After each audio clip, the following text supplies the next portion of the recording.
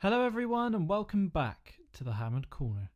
In today's video, we have a shilling from the reign of Queen Anne. But just before we get into it, be sure to leave a like on the video and subscribe so you never miss a video here on the channel. Now, what an absolute beauty I have here to show you all today.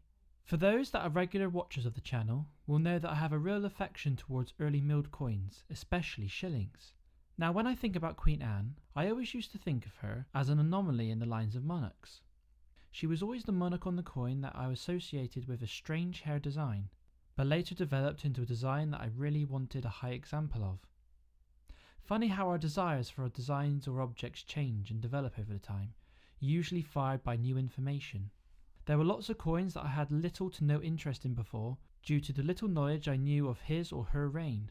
But as my knowledge grows, so does my passion and enthusiasm. So let's find out a little bit about Queen Anne's reign before we look at the coin design itself. Anne was Queen of England, Scotland and Ireland between the 8th of March 1702 and the 1st of May 1707. On the 1st of May 1707, under the Acts of Union, the kingdoms of England and Scotland united as a single sovereign state known as Great Britain. She continued to reign as Queen of Great Britain and Ireland until her death in 1714. And most importantly, the Act of Union removed any future Scottish and Irish coins from being minted, and coins from that point onwards were struck in England only, a really important milestone in numismatic history. Anne was born in the reign of Charles II to his younger brother and heir presumptive James, who suspected Roman Catholicism was unpopular in England.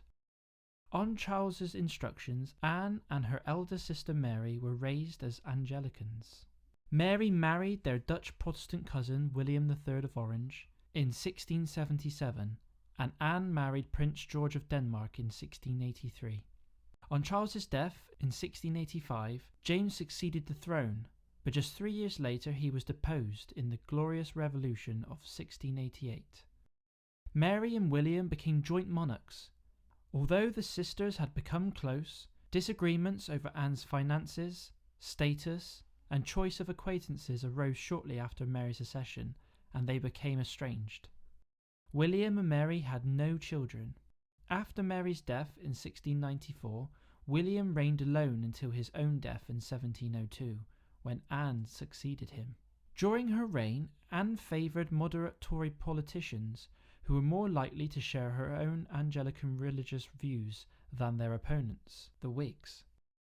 The Whigs grew more powerful during the course of the War of the Spanish Succession until 1710, when Anne dismissed many of them from office.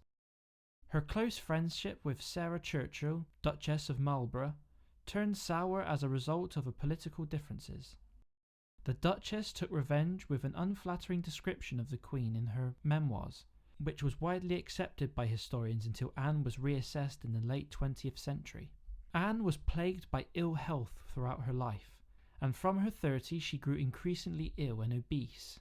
Despite 17 pregnancies, she died without a surviving heir and was the last monarch of the House of Stuart.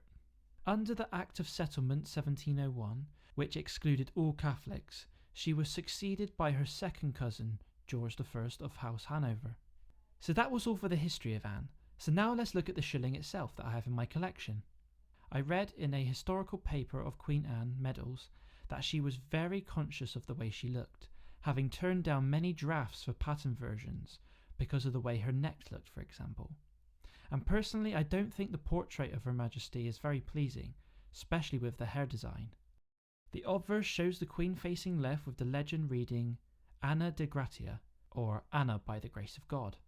So since the transition from hammered to milled coins, the legend placement changed significantly.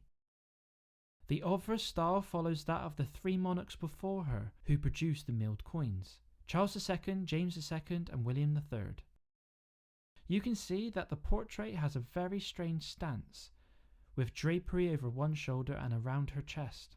The mouth and hair have some wear to it, but in all I'm extremely happy to add another monarch to my shilling collection. So let's flip the coin over and check out Queen Anne's reverse. Oh, I mean the coin's reverse. We have 4 crowned shields bearing the French lilies, the Irish harp, and the shared shield of the rampant lions of England and the lion of Scotland.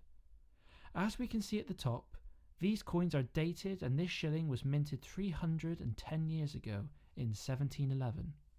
This was the last coin in the succession of monarchs before the coat of arms changed to the Hanoverian arms under George I.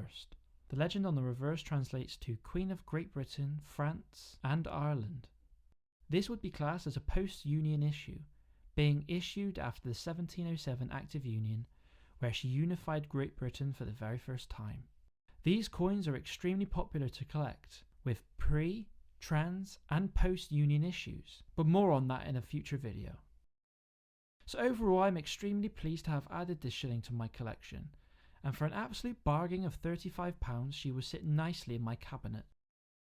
It was part of a Facebook group members collection for the last 15 years, so it has a great cabinet tone and a great provenance to match.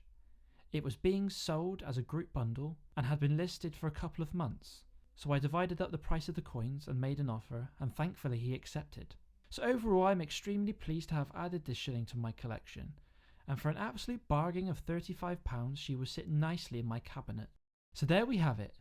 I hope you've enjoyed today's episode and you feel like you've come away learning something new.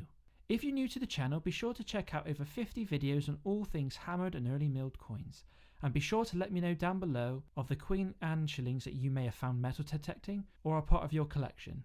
Thank you all for watching, and as always, keep collecting!